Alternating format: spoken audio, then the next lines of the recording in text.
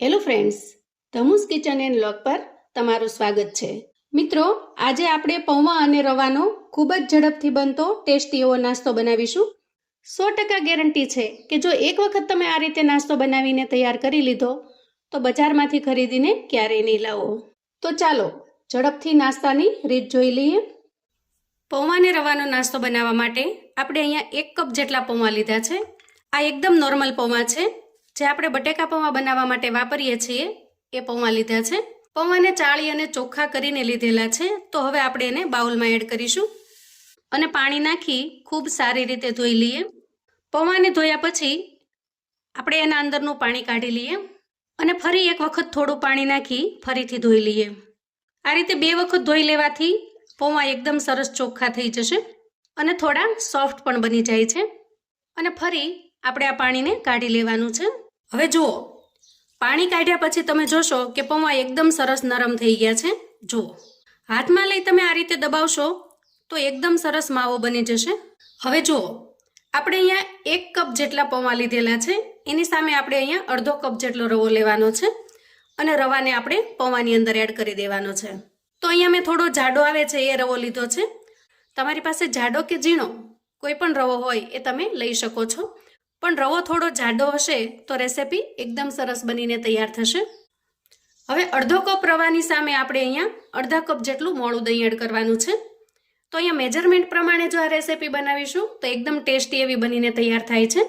અને અહીંયા મેં મોળું દહીં લીધેલું છે. તમારી પાસે જો ખાટું દહીં હોય તો થોડું ઓછું એડ કરવાનું અને સાથે થોડું પાણી એડ કરવાનું. તો દહીંને પણ આપણે એમાં એડ કરી દઈએ અને હવે બધી જ વસ્તુને આપણે સારી રીતે મિક્સ કરી દઈએ. આજનો નાસ્તો એટલો ટેસ્ટી બનશે કે જો એક વખત તમે ઘરે બનાવવાની ટ્રાય કરશો તો પછી બજારમાંથી મોંઘો મળતો નાસ્તો ક્યારેય નહીં લાવો. તો અહીંયા બધી જ વસ્તુને મિક્સ કરતાં તમે જોશો કે આપણે બિલકુલ પાણી નાખવાની જરૂર પડી નથી. દહીંની જે પીનાશ છે એમાં જ આપણે રવાને સારી રીતે ફૂલવા દેવાનો છે અને જરૂર જણાય તો જ આપણે આમાં પાણી એડ કરવાનું છે. અહીંયા એકદમ સરસ બધું જ મિક્સ થઈ ગયું છે.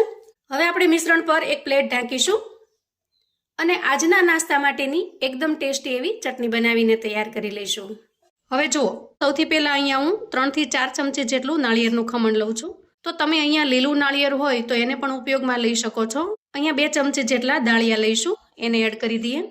1 લીલું મરચું લઈશું અને એને સમારીને એડ કરી દઈએ.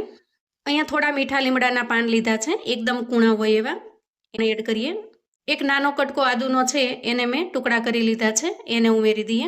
અને આ રીતે થોડી કોથમીર અને એના ડાખલા છે ભેગા થયેલા, એને લઈ લઉં છું. અહીંયા આપણે સ્વાદ પ્રમાણે મીઠું એડ કરીશું ચટણીમાં અને થોડો આમચૂર પાવડર ઉમેરીશું. તો તમે લીંબુનો પણ ઉપયોગ કરી શકો છો. તો તમારે અહીંયા 1 ચમચી જેટલો લીંબુનો રસ એડ કરવાનો. તો લીંબુ અથવા આમચૂર પાવડર ઉમેરવાથી ચટણી છે એકદમ ટેંગી બને છે, ચટપટી, એટલા માટે અહીંયા મેં ઉમેરેલો છે. હવે આપણે એડ કરીશું 4 થી 5 ચમચી જેટલું પાણી અને ઢાંકણ ઢાંકી એકદમ સરસ ચટણી બનાવીને તૈયાર કરી લઈએ. તો અહીંયા જુઓ, વાહ, એકદમ સરસ ચટણી બનીને તૈયાર થઈ ગઈ છે. હવે આપણે આ ચટણીને થોડો સાઉથ ઇન્ડિયન ટચ આપીશું, એટલે કે આમાં થોડો વઘાર એડ કરીશું. નાળિયેરની ગ્રીન ચટણી તૈયાર છે. આ ચટણી મને ખૂબ જ પસંદ છે. તો અહીંયા જુઓ, મેં 1 ચમચી જેટલું તેલ ગરમ કરી લીધું છે. હવે એના અંદર થોડી રાઈ, જીરું, હિંગ અને મીઠા લીમડાના પાન એડ કરું છું અને આ તૈયાર થયેલા વઘારને આપણે ચટણીમાં એડ કરી દઈએ. હવે આપણે ચટણીને સાઈડ પર મૂકીએ અને આગળની તૈયારી કરીએ. અંદાજે 7 થી 8 મિનિટ પછી આપણે બેટરને ચેક કરી લઈએ. તો જુઓ, એકદમ સરસ થીક થઈ ગયું છે અને રવો પણ સારી રીતે ફૂલી ગયો છે. હવે આપણે આમાં મસાલા કરી લઈએ. 2 થી 3 મીઠા લીમડાના પાનને મેં ઝીણા સમારી લીધા છે, એને એડ કરી દઈએ. 1 લીલું મરચું આ રીતે ઝીણું સમારીને તૈયાર કરેલું છે, એને એડ કરી દઈએ. અહીંયા મરચું બહુ તીખું પણ નથી અને સાવ મોળું પણ નથી, એટલે મેં જાજુ એડ કરેલું છે. તીખાશને ધ્યાનમાં રાખી અને તમારે લીલું મરચું એડ કરવાનું છે. આદુના 1 નાના કટકાને આ રીતે ક્રશ કરીને તૈયાર કરેલો છે, એને એડ કરી દઈએ. અહીંયા મેં અડધી ચમચી જેટલા ચીલી ફ્લેક્સ લીધા છે. તો તીખાશનું પ્રમાણ તમારે ધ્યાનમાં રાખી અને ચીલી ફ્લેક્સ એડ કરવાના છે, કેમ કે આમાં 2 થી 3 વસ્તુ એવી આવશે કે જે થોડી સ્પાઇસી હોય છે. જુઓ, અને અડધી ચમચી જેટલો આપણે અહીંયા તીખાનો પાવડર એટલે કે કાળા મરીનો પાવડર એડ કરવાનો છે. તો આ રેસીપી તમે જો બાળકો માટે બનાવતા હો તો આ જે 3 વસ્તુ છે એનું માપ તમારે જોઈને લેવાનું, જેથી કરીને બહુ સ્પાઇસી ન બને. અને ત્યાર પછી આપણે થોડી કોથમીર એડ કરીશું. સૂકા મસાલામાં આપણે 1 ચમચી જેટલું ધાણા જીરું પાવડર એડ કરીશું અને 5 ચમચી જેટલી હળદર એડ કરીશું અને ત્યાર પછી સ્વાદ પ્રમાણે મીઠું એડ કરીશું. હવે આપણે આ બધી જ વસ્તુને મિક્સ કરી લેવાની છે. હાથની મદદથી બધી જ વસ્તુને મિક્સ કરી લઈએ, જેથી કરીને ખૂબ સારી રીતે મિક્સ થઈ જશે. તો અહીંયા મિશ્રણને થોડું હાથથી પ્રેસ કરી અને એકદમ લોટ જેમ બાંધીએ એમ સરસ મજાનું બાંધીને તૈયાર કરી લેવાનું છે. તો જુઓ, બધું જ મિશ્રણ આપણે એકદમ સરસ રીતે મિક્સ કરી દીધું છે. રોટલીના લોટ કરતાં થોડું ઢીલું રહે એ રીતે બેટર બનાવીને તૈયાર કરવાનું છે. હવે આપણે બંને હથેળીમાં થોડું તેલ લઈ મિશ્રણમાંથી એક નાનો એવો લુઓ લઈશું અને આ રીતે કટલેસ જેવો શેપ આપી દઈશું. ત્યાર પછી વચ્ચે આપણે આ રીતે ડિઝાઇન પાડી લેવાની છે. જુઓ, એટલે કે જે મેંદુ વડાની ડિઝાઇન હોય છે એ રીતે આપણે બનાવીને તૈયાર કરવાના છે. એકદમ સિમ્પલી અને આરામથી બની જશે. જરૂરિયાત મુજબ તમારે લુઓ લેવાનો છે અને બંને હાથની મદદથી બોલ્સ બનાવી લેવાનો છે. વચ્ચે થોડું પ્રેસ કરી આ રીતે ટિક્કીનો શેપ આપી દેશું અને પછી આ રીતે મેંદુ વડા જેવો શેપ આપી દેવાનો છે. જુઓ, એકદમ સિમ્પલી અને આરામથી બનીને તૈયાર થઈ જશે. તો આ રીતે બધા જ મિશ્રણમાંથી હું એ રીતે શેપ બનાવીને તૈયાર કરી લઉં છું. તો જુઓ, શેપ બનાવીને તૈયાર કરી લીધા છે. અહીંયા તમારે વધારે જાડું ન રાખતા થોડું પતલું રાખવાનું, જેથી કરીને આસાનીથી ચડી જશે.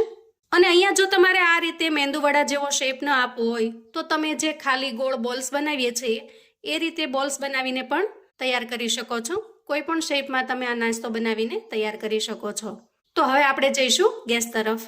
હવે અહીંયા ગેસ ઓન કરી એક કડાઈની અંદર મેં થોડું તેલ ગરમ થવા માટે મૂકી દીધું છે.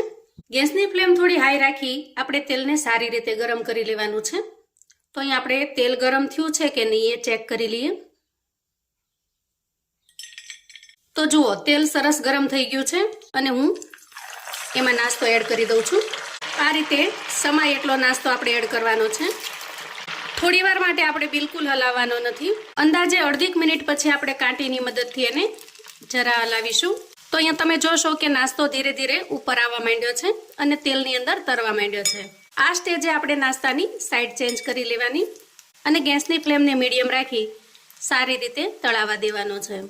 તો અહીંયા નાસ્તા ઉપર ખાસ કરીને ગોલ્ડન બ્રાઉન કલરનો થાય ત્યાં સુધી આપણે એને તેલની અંદર તળાવવા દેવાનો છે. હવે આપણે બહાર કાઢી લઈશું અને એ જ રીતે આપણે બીજા નાસ્તાને પણ તળી લઈએ. તો અહીંયા નાસ્તાને સારી રીતે તળાતા અંદાજે 1 થી 1.5 મિનિટ જેવો સમય લાગે છે. ગેસની ફ્લેમને જો આપણે મીડિયમ રાખીએ તો અંદાજે 1.5 મિનિટ જેટલો સમય લાગે છે. આમ જોઈએ તો જે રીતે મેંદુ વડાને તળીએ છીએ થોડો સમય રાખીને એ જ રીતે આપણે તળી લેવાના છે. તો આ રીતે થોડું ધ્યાન રાખીશું તો એકદમ સરસ પરફેક્ટ બનીને તૈયાર થાય છે. આપણે બધો જ નાસ્તો તળીને તૈયાર કરી લીધો છે. તો જુઓ, આપણો એકદમ ટેસ્ટી એવો નાસ્તો બનીને તૈયાર છે. આપણો આ નાસ્તો ઉપરથી ક્રિસ્પી બને છે અને અંદરથી એકદમ સરસ સોફ્ટ બને છે. જુઓ, એકદમ સરસ જાળીદાર બનીને તૈયાર થાય છે. મેંદુ વડાના ટેસ્ટને પણ ભૂલી જાઓ એટલો મસ્ત ટેસ્ટ આનો બનીને તૈયાર થાય છે. અને આજની આપણી આ ટોપરાની ચટણી સાથેનું કોમ્બિનેશન એકદમ જોરદાર બને છે. જોતાં જ મોઢામાં પાણી આવી જાય એવો સરસ બનીને તૈયાર થાય છે. આ નાસ્તાને તમે કોઈ પણ ચટણી સાથે સર્વ કરી શકો છો. ટોમેટો ચટણી અથવા તો ટોમેટો કેચઅપની સાથે પણ ખૂબ સરસ લાગે છે. સવારે બ્રેકફાસ્ટ બનાવવો હોય કે સાંજે નાની મોટી ભૂખમાં કોઈ નાસ્તો બનાવવો હોય, આ રેસીપી બનાવીને તમે તૈયાર કરી શકો છો. વળી બાળકોને ટિફિન બોક્સ કે લંચ બોક્સમાં પણ આપી શકો છો. ખૂબ જ મજેદાર બનીને તૈયાર થાય છે. તો મિત્રો, આવું અવનવું જાણવા માટે અને મને સપોર્ટ કરવા માટે ચેનલ પર જો તમે નવા છો તો પ્લીઝ ચેનલને સબસ્ક્રાઈબ કરો. વિડીયો ગમે તો લાઈક અને શેર કરો. તમારા સગા સંબંધી મિત્રોને પણ આપણી આજની આ નવી રીતે પૌવા અને રવાના નાસ્તાની રેસીપી ચોક્કસથી મોકલી આપજો, જેથી એ લોકો પણ બનાવીને એન્જોય કરી શકે અને એના પરિવારને પીરસી શકે. કોમેન્ટમાં મને ચોક્કસથી જણાવજો મિત્રો કે આપણી આજની આ નાસ્તાની રેસીપી તમને કેવી લાગી છે. ફરી મળીશું એક નવી રેસીપી સાથે. ત્યાં સુધી આવજો મિત્રો.